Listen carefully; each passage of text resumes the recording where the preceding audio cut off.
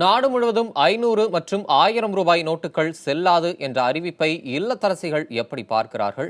செய்தியாளர் செந்தில்குமார் இல்லத்தரசி ஒருவருடன் நிகழ்த்திய கலந்துரையாடலை பார்க்கலாம். நமது பாரத பிரதமர் நேற்று ஒரு அறிவிப்பு அறிவித்திருந்தார். அதில் குறிப்பாக பார்த்தீங்கன்னா 500 ரூபாய் 1000 நோட்டுகள் வந்து இன்று முதல் செல்லாது என அறிவித்திருந்தார். இது குறித்து இல்லத்தரசிகள் என்ன நினைக்கிறாங்க நம்ம அப்படிங்கிறது தற்போது நம்ம கேட்போம்.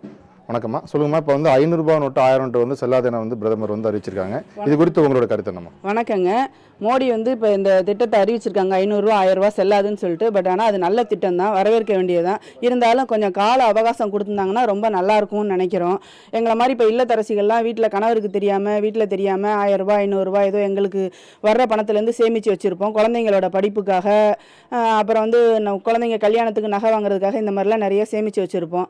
அதெல்லாம் வந்து இப்போ நாங்கள் மாற்றுறதுக்கு என்ன பண்ணுறதுன்னு தெரியாமல் நைட்லேருந்து எங்களுக்கு தூக்கம் வரல. பணக்காரங்களுக்கு தூக்கம் வருதோ இல்லையோ, எங்களுக்கு தூக்கம் வரல. எங்கள் கணவன்மார்களுக்கு தெரிஞ்சு தான் கொடுக்க வேண்டிய ஒரு சூழ்நிலை இருக்குது. இதுக்கு மோடி ஐயா வந்து ஒரு உதவி பண்ணலாம். முன்னாடி கால்ராவுக்குலாம் மாத்திரை வந்து வீடு வீடாக வந்து கொடுப்பாங்க. அது மாதிரி இப்போ டோர் டெலிவரி பேங்க்லேருந்து ஸ்டாஃப் அனுப்பி, ஒரு ஸ்டாஃப் அனுப்பி வீடு வீடாக யார் லேடிஸ் எல்லாம் வந்து 1000 500 நோட்டு வச்சுருக்கீங்களோ அவங்கெல்லாம் கொடுங்கன்னு சொல்லி வாங்கிக்கிட்டு 100 ரூபா நோட்டாக கொடுத்தாங்கன்னா அது மிகப்பெரிய பேருதவியாக இருக்கும். எங்களுக்கு ரொம்ப சந்தோஷமாகவும் இருக்கும் அப்படின்னு சொல்லி தெரிவிச்சுக்கிறாங்க. ரெண்டாவது வந்து மக்களும் இதனால் இப்போ பாமர மக்கள் ரொம்ப பாதிக்கப்படுறாங்க. குழந்தைங்கள்லாம் ஆட்டோவில் போகணும் வரணும் அப்படின்னா பணக்காரங்களுக்கு இதில் எந்த பிரச்சனையுமே இல்லை. பாதிக்கப்படுறது பாமர மக்கள் தான். நன்றி, வணக்கம்.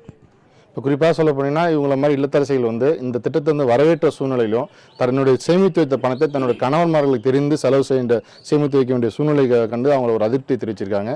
புதுத்தலைமுறைக்காக அரியலூரிலிருந்து ஒளிப்பதிவாளர் சிலம்புடன் செந்தில்குமார்.